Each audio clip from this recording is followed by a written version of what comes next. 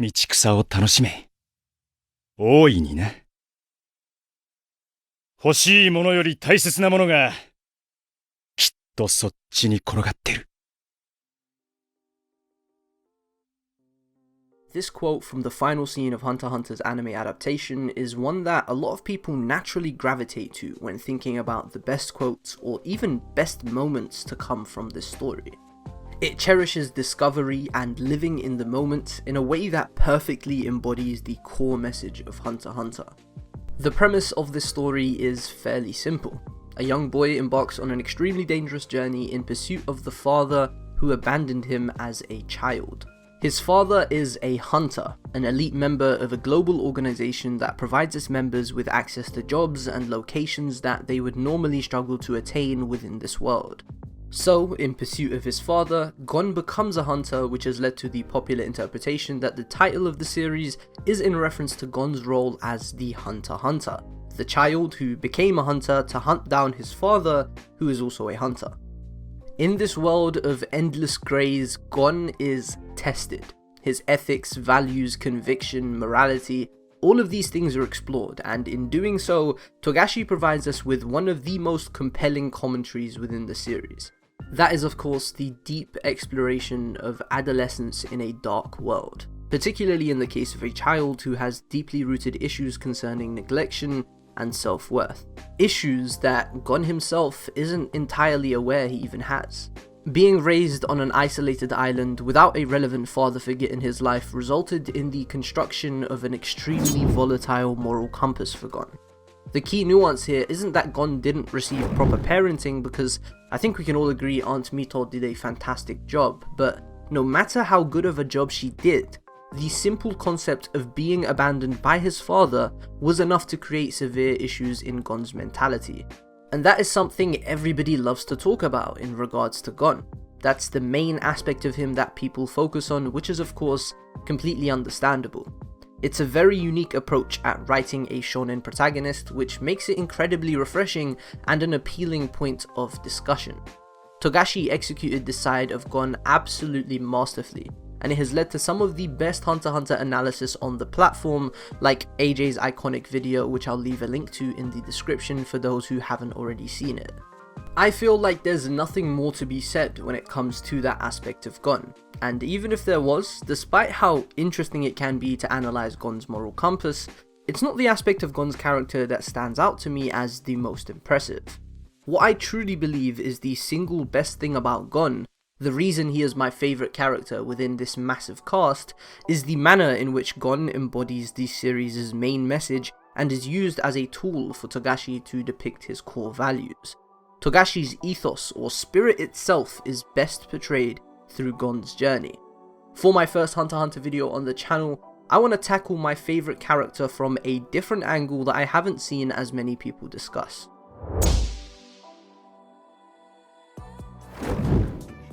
Right from the beginning, it is made pretty clear that this is a story about self-discovery.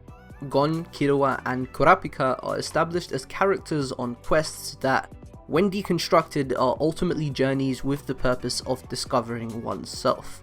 Kurapika is established as a boy on a quest to avenge his tribe, a struggle to cope with loss. Killua is established as a boy on a quest to escape his family, a struggle to cope with abuse. And Gon is established as a boy on a quest to find his father, a struggle to cope with abandonment.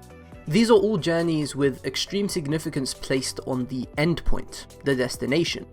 The reason so many people call Hunter x Hunter a deconstruction of Weekly Shonen Jump manga is because of the manner in which these character motivations are handled. We get to see each of these three characters reach their destinations in some way, shape or form, in ways that are intentionally anticlimactic, something you wouldn't typically expect from a shonen manga. And no, I'm not calling Hunter x Hunter a deconstruction, I'm just saying that is one of the big reasons why people do so. In Yorknu, we see Kurapika under the presumption that the Phantom Troop have been eradicated, meaning the Kurta clan had been avenged, which was Kurapika's ultimate goal right from the outset of his journey. Regardless of not being the one to have actually killed them, Kurapika should be happy here. The people who murdered his brethren have been served justice and are no longer a part of this world. But despite that, Kurapika is filled with an indescribable emptiness. And it is made very clear that even had he been the one to kill them himself, this is still very similar to how he would have felt upon acquiring the vengeance he sought after. The climax of the Zoldyck family arc is a complete subversion of what Togashi set it up to be. It was framed as a rescue arc, and Killua, whose goal was to escape his family, was given permission by his father to go and live his own life as he sees fit, under the single condition that he would never betray his friends.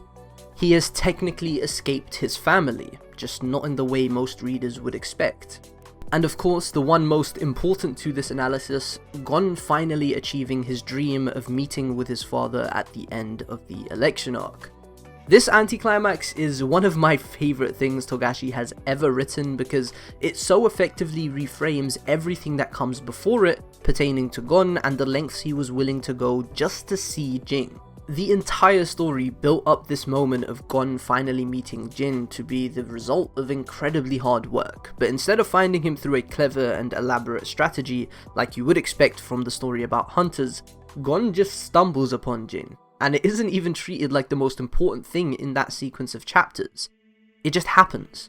And that's exactly the point. It drives home the fact that the destination of Gon's journey was never really that important to begin with, whilst adding a layer of irony to many previous moments in Gon's journey. Discovering himself, creating bonds, learning and growing. That is what Gon's journey was always about, and finding Ging may have been the catalyst for him to leave Whale Island, but looking even deeper, what was the catalyst for him to want that in the first place? Why would a child who has no actual memory of their father place themselves at death's door just for a chance to see him? These are important questions to ask yourself when looking at this story, considering how it goes out of its way to subvert your expectations time and time again. I mentioned Gon's adolescence briefly earlier on, but it is something incredibly important to remember about him. Gon is a child, and the fact that he is still in his formative years has a massive impact on the journey his character takes. Gon is still in the process of becoming, not only an adult, but an individual. Up until chapter 1, he spent his entire life with a small, secluded community on an isolated island, so he doesn't understand the world, the people within it, and most importantly, he doesn't understand himself. Every single moment with Gon is a moment of growth. Going from one place to the next, meeting this person and that person, everything has an impact, no matter how small or big, no matter if it's positive or negative. He isn't certain on anything besides the fact he wants to see his dad, but he doesn't even understand where that desire stems from. Time and time again, Gon's childishness and with that naivety is spelled out for the audience. Gon treats people like he would treat wild beasts as a result of his upbringing. He observes them, always trying to determine what they want to do and how they act, but he never passes any moral judgment. Gon is fantastic at reading people, but he is terrible at understanding people due to his ignorance as a child. Take for example his arm wrestling match with Nobunaga.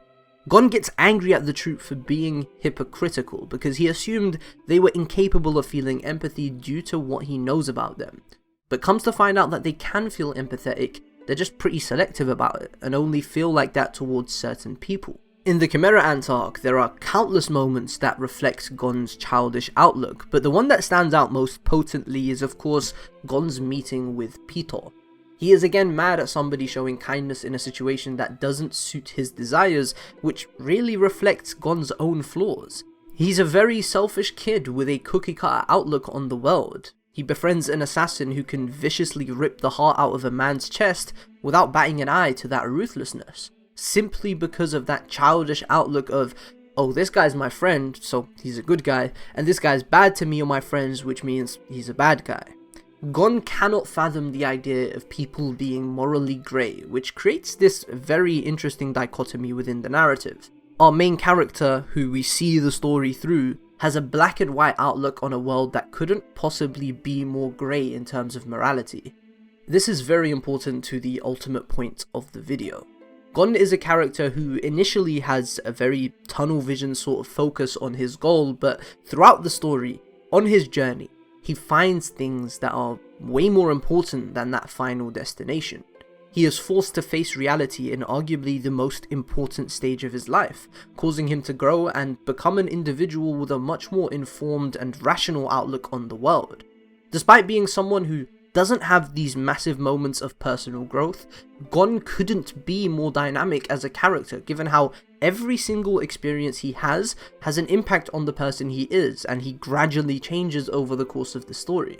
Just how many times is Gon shown to be thinking incredibly deeply about the information that is in front of him, and that information having a slight impact on his decision making? Gon may be very stubborn, but I don't think that means he is closed-minded. I would wager that Gon is actually pretty open-minded with the way he adapts to different bits of information he receives. But of course, Gon is a child, so there are certain things that just can't pierce through that thick head of his. That is of course until the election arc, where we get Gon's apology to Kite, which is a perfect example of his growth. Gon finally confronts his biggest flaw, his selfishness, and with that, his sense of self-importance. He understands the immaturity of his self-absorbed attitude, and that alone just shows you how far he's come over the course of the story. The reason it's so hard to gauge this character journey is because it's kind of written in reverse. Instead of Gon gradually growing positively, similar to how Killua does, Togashi instead picks apart every aspect of his character to slowly expose those flaws that lie within. And that ultimately culminates in his breakdown in the Chimera Ant arc, with everything crashing down on him. And it is only then, once his flaws have been unmasked bare for everyone to see, including himself, that Gon finally understands and can move forward beyond the toxic traits that plagued him for so long. Finding Ging is what Gon always wanted, and I've explained that this desire stemmed from a lack of self-worth combined with Gon's childish innocence. Time and time again, Gon places himself in extremely difficult situations and refuses to back down. His resolve is admirable, but it is also criticized within the story as something born from his non-existent self-worth. The trauma from being abandoned by his father makes it so that Gon can only find value in his existence by becoming a strong individual, and if he gives up or runs away from a challenge, Gon feels as if that would inadvertently confirm his worthlessness because of the way he has conflated strength with worth. One of the most misunderstood moments in the entire manga is right at the end of Greed Island, where Gon uses a company.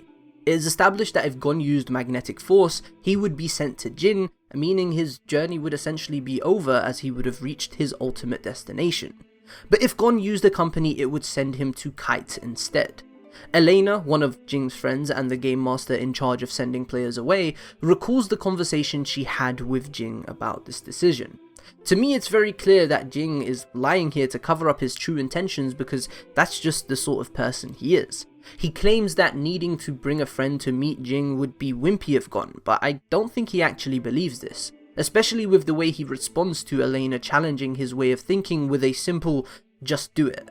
I think the real reason why Ging made a company send Gon to Kite is perfectly spelled out for us in the final episode of the anime with their conversation.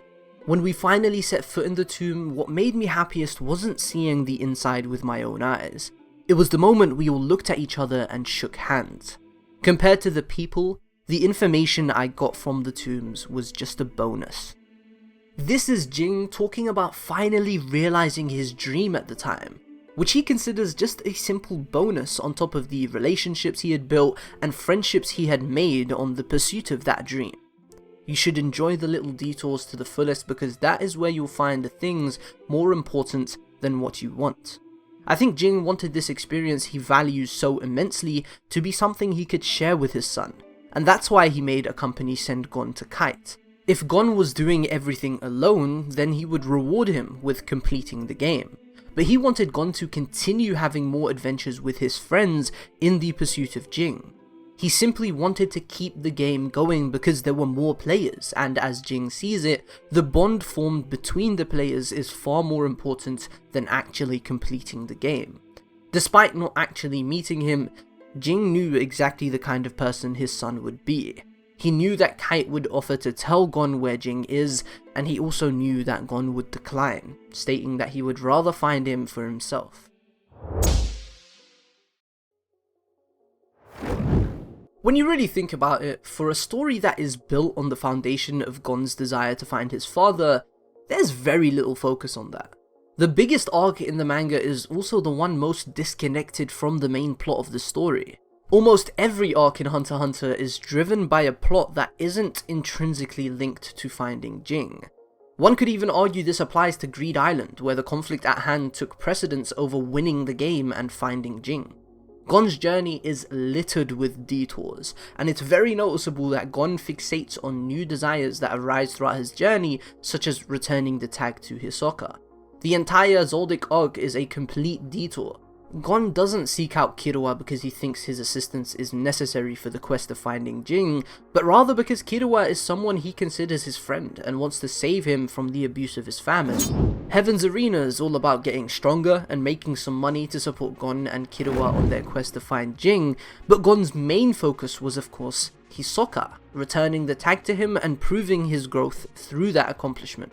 Yorknew was more so about helping Kurapika than attaining information on Greed Island. And this isn't to say that Gon ever forgot his goal during this arc and didn't focus on it, because all throughout his journey he obviously does. The point is rather that it takes the back seat in all of these story arcs. Gon approaches these different adventures with a two birds with one stone mentality, focusing on the immediate desires whilst also using these experiences as growth to support him in achieving his ultimate desire.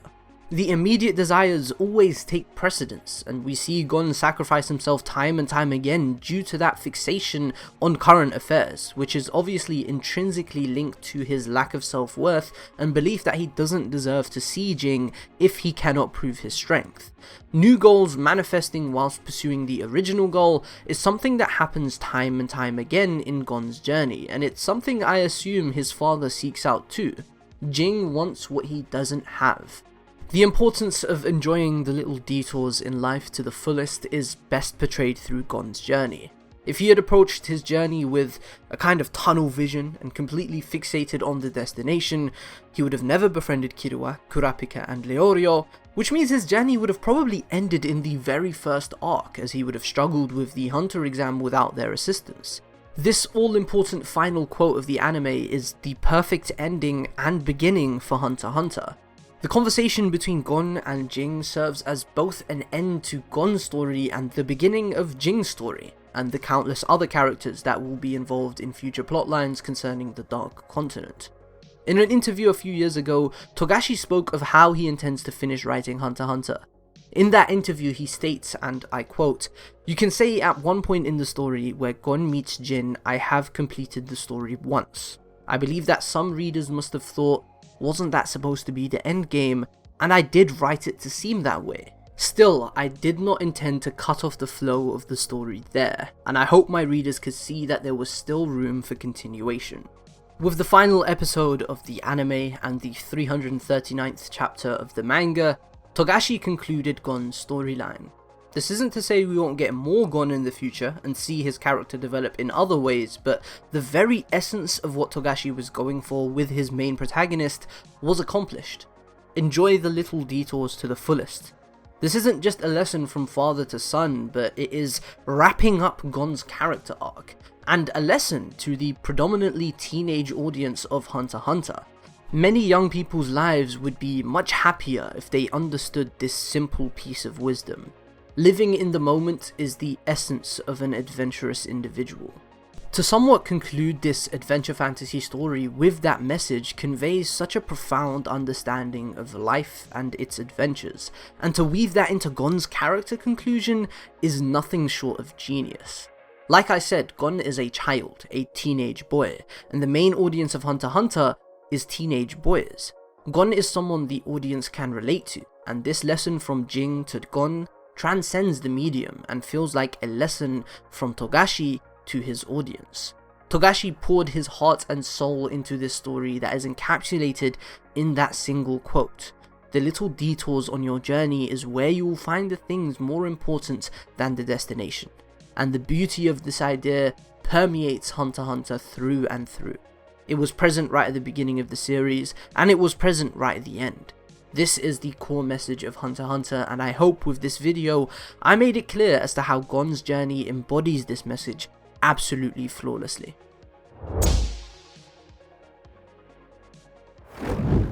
This is my first Hunter x Hunter video on the channel, and I've got to say it was a pretty difficult experience writing this script. Hunter x Hunter is one of those stories that I have immense love for, but struggle to articulate everything I love about it. Sometimes I feel like Togashi's bag is just too deep for me to fully comprehend, but I hope I did a good job with this first video on this story. I intend to continue the Hunter x Hunter content from here on out, especially because the man himself has returned to release more chapters, and I'll be streaming reactions to those chapters, so make sure you subscribe to the channel and follow me on Twitch so you don't miss that. The links will be in the description to do both of those things. Thank you so much for watching, and I hope you enjoyed.